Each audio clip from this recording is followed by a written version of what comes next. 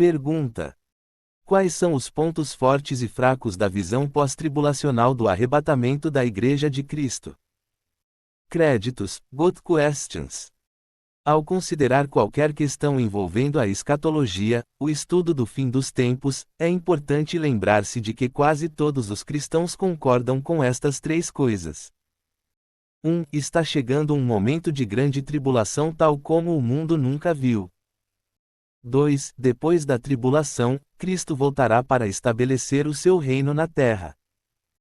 3. Haverá um arrebatamento, repentina transição, da mortalidade para a imortalidade, para os crentes, assim como descrito em João 14, versos 1 e 3, 1 Coríntios 15. Versos 51 e 52 e 1 Tessalonicenses 4, versos 16 e 17. A única questão em relação ao tempo do arrebatamento é a seguinte: quando ele ocorrerá em relação à tribulação e à segunda vinda? Existem basicamente três teorias sobre o momento do arrebatamento. 1. A crença de que ocorrerá antes da tribulação, pré-tribulacionismo. 2. A crença de que ocorrerá na metade da tribulação. 3. E a crença de que ocorrerá no final da tribulação. Este artigo trata especificamente do ponto de vista pós-tribulacional. O pós-tribulacionismo ensina que o arrebatamento ocorre no final, ou perto do final, da tribulação. Naquela época, a Igreja irá encontrar Cristo no ar e em seguida retornar à Terra para o início do reino de Cristo na Terra. Em outras palavras, o arrebatamento e a segunda vinda de Cristo, para estabelecer o seu reino, acontecem quase simultaneamente. Segundo essa visão, a Igreja passa por toda a tribulação de 7 anos.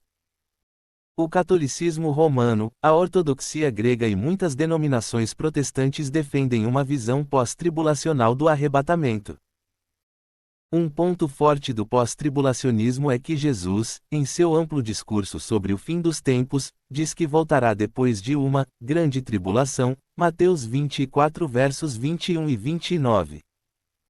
Além disso, o livro do Apocalipse, com todas as suas várias profecias, menciona apenas uma vinda do Senhor e isso ocorre após a tribulação. Apocalipse 19 e 20. Passagens como Apocalipse 13 e 7 e 29 também dão apoio ao pós-tribulacionismo porque certamente haverá santos na tribulação.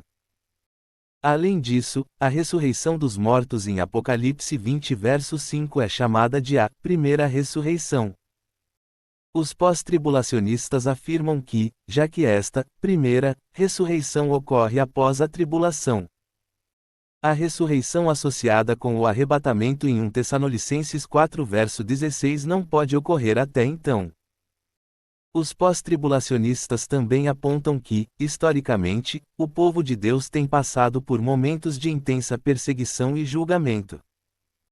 Por isso, dizem eles, não deve ser surpreendente que a Igreja também passe pela grande tribulação do fim dos tempos. Em relação a isso, o ponto de vista pós-tribulacional distingue a ira de Satanás, ou a ira do homem, da ira de Deus, no livro do Apocalipse. A ira de Satanás é dirigida aos santos, e Deus a permite como um meio de purificação dos seus fiéis. Por outro lado, a ira de Deus é derramada sobre o anticristo e seu reino ímpio, e Deus irá proteger o seu povo dessa punição. Um ponto fraco do pós-tribulacionismo é o claro ensino das Escrituras de que aqueles que estão em Cristo não estão sob condenação e nunca experimentaram a ira de Deus. Romanos 8 verso 1. Embora alguns julgamentos durante a tribulação sejam especificamente aos que não são salvos, muitos outros julgamentos, como os terremotos, estrelas cadentes e fomes, afetarão os crentes e descrentes igualmente. Assim, se os crentes passarem pela tribulação, eles experimentaram a ira de Deus, em contradição com Romanos 8 verso 1. Um outro ponto fraco do ponto de vista pós-tribulacional é que deve, em certa medida, alegorizar a tribulação. Muitos pós-tribulacionistas ensinam que estamos vivendo na tribulação agora. Na verdade, alguns dizem que a tribulação começou imediatamente após o Pentecostes em Atos 2. Tal ensino ignora a natureza singular da tribulação tal como apresentada nas Escrituras, Mateus 24 verso 21, que será um tempo de aflição sem paralelo na história mundial. Além disso, os pós-tribulacionistas têm dificuldade em explicar a ausência da palavra igreja em todas as passagens bíblicas relacionadas à tribulação. Até mesmo em Apocalipse 4 verso 21, a mais longa descrição da tribulação em toda a Escritura, a palavra igreja nunca aparece. Os pós-tribulacionistas